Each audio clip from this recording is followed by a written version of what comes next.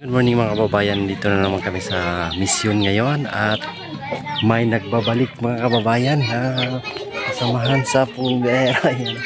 Welcome back. Welcome back la to me. Yan. Isang kimot nga dyan.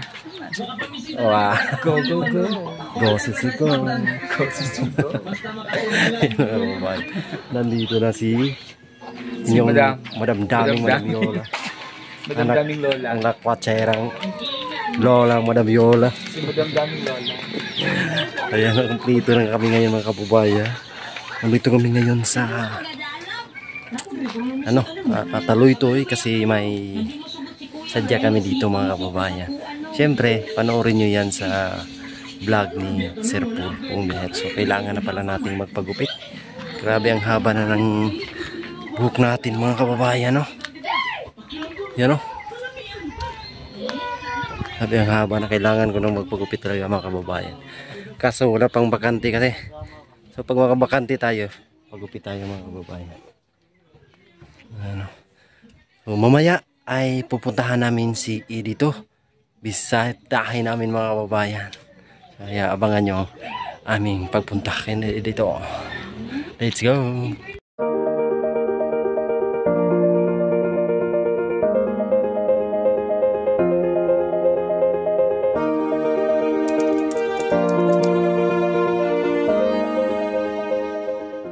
Si Madam, mustang bakasyon, Day? Medyo saya pero nakapagod. Kasi biyahe ng biyahe.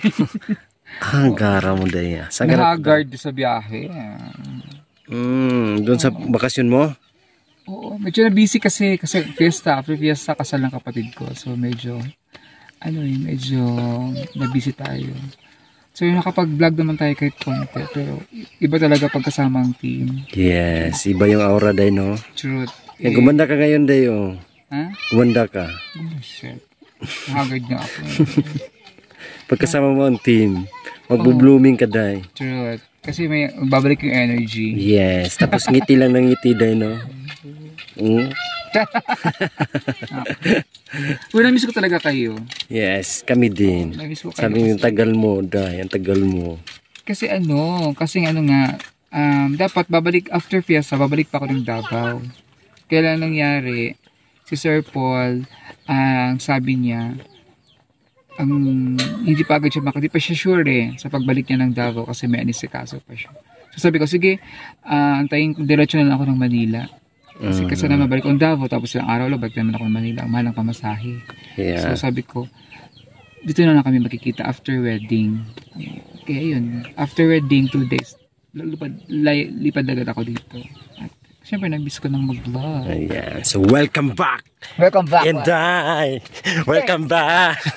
Welcome back, and I thank you. Welcome back, la. So, narito kami ngayon sa Pamantawan. Sitio Pamantawan. Barangay Malabog. Yes. Malabog District. Malabog, Barangay Malabog. Pakibato. Barangay Malabog, Pakibato District, Davao City, Philippines. At sa bahay ni Maylene. Ayan. Kami sa bahay ni Maylene ngayon. Ang lamig dito, Day.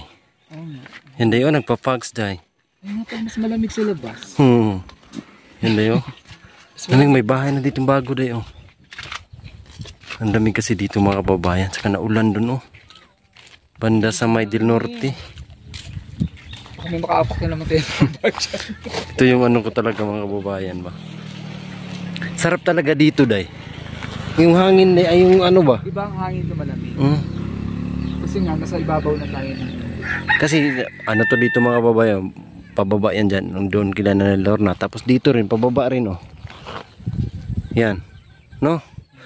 Ito kasi yung pinakatuktok dito na part mga kababayan. Dito pa na Lorna, doon ang Sandonan. Doon Sandonan. Doon Sandonan. Ayun, ayun. Kita mo dito, Day, yung may baliti. Dito, kita? Ayun, Ayun nga pala. No. Yung may tatlong puno doon. Ay, malapit na pala siya tingnan, no? Pwede kasi daan din, Day, pero bangin lang. Pero ang layo pala niya. Layo nilakad na. Nagmotor pa nga tayo noon. Motor pa tayo noon, layo. Sarap ng hangin talaga dito, Day.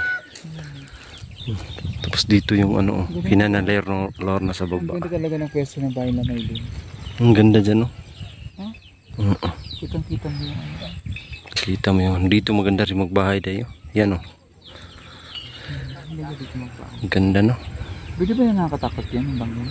Hindi naman. Hindi man kasi masyadong ano, pag ganyan lang yan. So, kita-kita mo yung ano dito. Lalo na pag gabi dahil. Ang ganda tignan doon mga ano, Ilaw-ilaw. ilaw-ilaw. Del Norte yan dyan. Dyan banda, Del Nakikita ba Norte. dito ang ano? Panabo. Oh yes, ayun yung Panabo dito banda. Panabo. Ay, parang dito. Panabo City. Kasi Panabo, Panabo. Carmen, tapos dito sa may Tagum na. Tagum. Tapos yung Parang ulan. sagingan, manong saging. Hindi, ano? Ang tawag, no? Sa tutuma. Santo Tomas. Oo. Oo nga, parang ulan. Ano? Dilim ng paligid. Dito yung makita ng phase 1 na village. Ayun o, ang bahay. Ayun. Phase 1. So baka pupunta tayo dyan. Punta siguro tayo dyan, Day. Yan. Share din natin mga kababayan pagpunta kami doon. Tara na, tara. Let's go. So ayan mga kababayan. At muli na naman kaming bibisita sa Pugong Biyahero Village Phase 1. So ito yung lugar ng pamuntawan mga kababayan. Kung pumunta kayo rito, nasa tuktok po ito. Kaya yung hangin dito ay napakalamig. Napakaganda. Yung paligid mga kababayan, marami kang makikita yung mga tanawin sa baba. Maganda sa mata mga kababayan. Lalo na dyan sa Pugong Biyahero Village Phase 1. So, i-share natin ang pagpunta namin dito, pagbisita. Kaya, tara, let's go. At ituro pala natin mga kababayan yung daanan papunta doon. Dito yung highway. Ayan. Makita nyo yung bahay ni Maylin. So, abanti lang kayo mga 50 meters. Tapos, may kunting daanan dito. Papasok. Ayan. Yung tao lang yung nakakadaan. So, dito tayo papasok. Papunta sa Pugong Biyahero Village Phase 1. Kung gusto nyong bumisita. So, i-share natin mga kababayan. Tara. So, dito tayo. Ayan. Pasok tayo dito. Wala nang ibang daanan mga kababayan. Ito lang. So, makikita nyo to. Tapos, pagpasok nyo rito, ayan, may makita kayong mga ganito. Mga puntod or libing mga kababayan. Ayan o. Ayan. So, dito tayo papasok.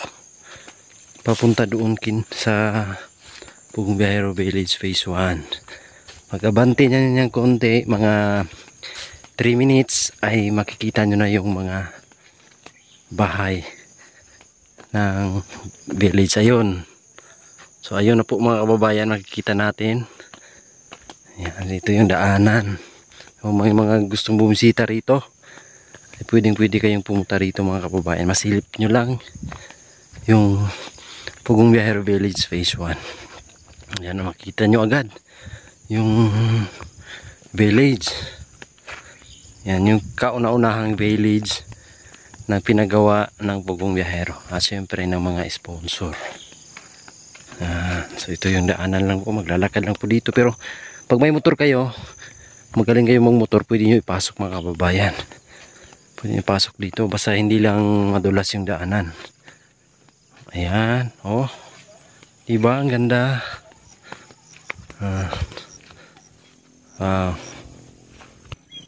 So ayan na po, nandito na po tayo sa Pugong Biyahero Village Phase 1.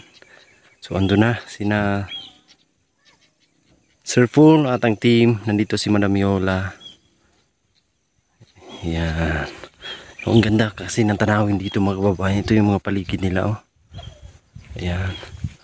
So dito na part yung maganda. Ayan, tingnan natin doon. Muli na naman kaming nakabisita dito sa Pugong Biyahero Village Phase 1. Hindi ko kasi makakalimutan itong mga kababayan. Kasi kami yung gumawa nito kasama si PB Panday. Yung mga villages, ay yung mga bahay pala.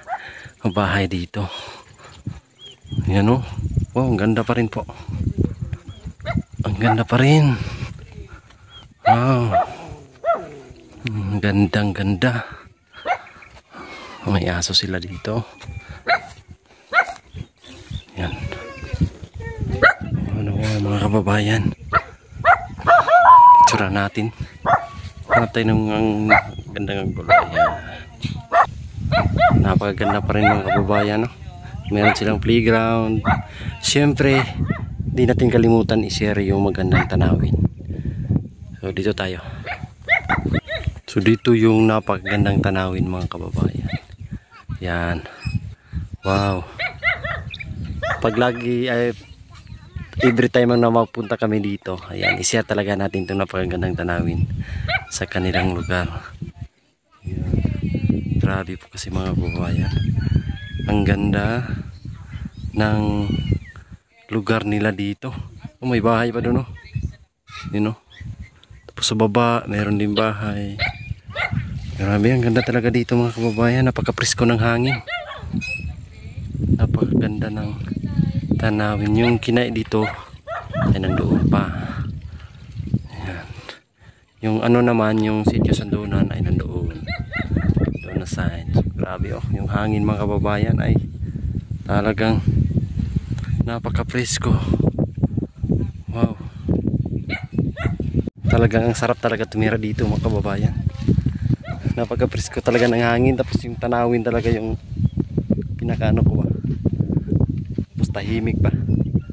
So dito tayo at i-share natin yung kalagayan ng mga bahay dito. I-share natin sa inyo mga kababayan. Yung village phase 1. I-share natin ulit palagi. Kumustahin natin yung bahay ba. Tingnan natin. Tara. So ito yung bahay ni Chabelita. Yan. Ang ganda pa rin mga kababayan. Wala naman ako nakita ng diferensya. Yan. Yan. Yung bahay ni Chabelita. Yan. Tapos kay Madeline. Ayan. Yung kay Madeline. So nilagay nila dito yung light na Christmas light. Yung kay Madeline. Yan. So maganda pa rin mga kababayan. Tapos dito naman ang bahay ni Judy Ann. Ayan. Ito yung bahay ni Judy Ann mga kababayan. Napakaganda pa rin. Yan, no? Magkaparehos na sila ng form po mga kababayan. Yan, yung kaibahan lang is may hagdanan kay Judy Ann kasi mababa kasi dito, pababa. Tapos dito is plain lang. Yan, kaya siya may hagdanan. Yan. Si Bay Rudy, oh. Yung papa ni Madeline, tatay ni Madeline. Yan, bye. Maing buntag. Musta? Yan, so dito sa taas mga kababayan, klarong-klaro natin yung likod ng bahay. Ayan, oh. Yung bahay dito. Tatlong bahay, napakaganda. Tapos nakaharap yan doon sa mga gandang tanawin. Di ba mga kababayan, ang ganda. Tapos ito yung likod. May sakahan. May tuktok kasi ito dito mga kababayan. Yan sa tuktok. So pwede tayong pumatong dito para makita natin yung likod ng bahay. Yan. Grabe, napakaganda po talaga mga kababayan. Tahimik sila dito kasi sila ng tatlo yung bahay. Tatlo dito tapos may isa doon. So 4. Ayan yung maganda kasi tahimik. Presko yung hangin. Talagang napakaganda. Ayun sina Sir Polo. Nanguha sila ng kamuting kahoy. Ayun.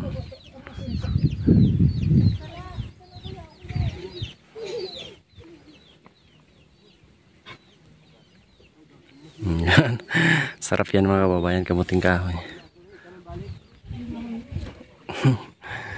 Yung dalawa.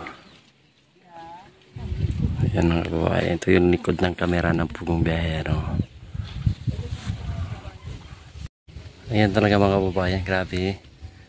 Gusto ko talagang tumira ng kagaya nitong lugar. Yung nasa tuktok ba, tapos yung lamig yung hangin, yung mga tanawin na pagaganda, pagising mo sa umaga, sa hapon magkakape, kita mo yung napakagandang tanawin na talagang marirelax ka mga kababayan. Yan o, lamig ng hangin.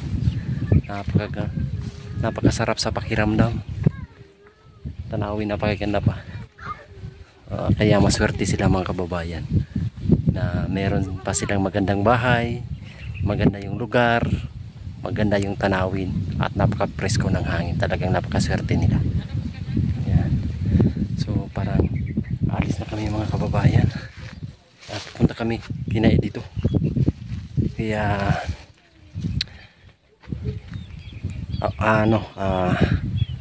tara na, let's go.